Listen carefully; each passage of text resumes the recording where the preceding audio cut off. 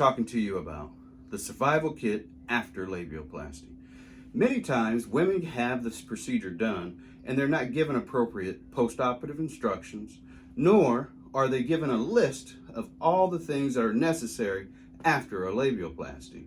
Well, here at my office, we take the guesswork out of it. But for those of you who aren't seeing me, need to know at least what is necessary to be successful after your labiaplasty. I start off by first providing a detailed post-operative instruction sheet, front to back, excellent resource during your post-operative course.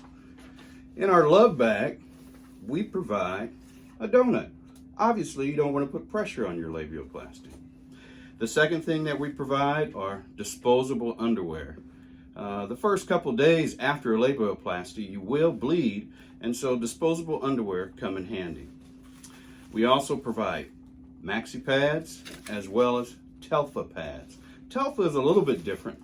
This pad acts as a barrier between your pad and your underwear so that the suture lines do not stick to it. So this is very important. Another thing that we offer is Dermaplast spray. I would recommend getting this. This will help with itching and pain and discomfort afterwards. It's just a topical anesthetic. Any woman that's had a baby knows what a peri bottle is. Need I say more? Preparation and H wipes are pretty much used in place of toilet paper. During the first 2 weeks after labiaplasty, I should correct that, after the first week after labiaplasty, we recommend that you don't use toilet paper, but rather these hemorrhoidal wipes because they soothe and they also will not stick to your suture line. Another important medication is Arnica. This is a homeopathic medication that helps with swelling as well as discoloration.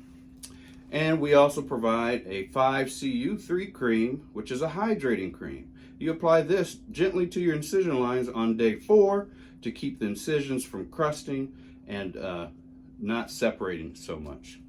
And of course, ice packs. After labiaplasty, this is going to be your friend. Ice, and more ice. So this is everything that you'll need to be successful after your labiaplasty.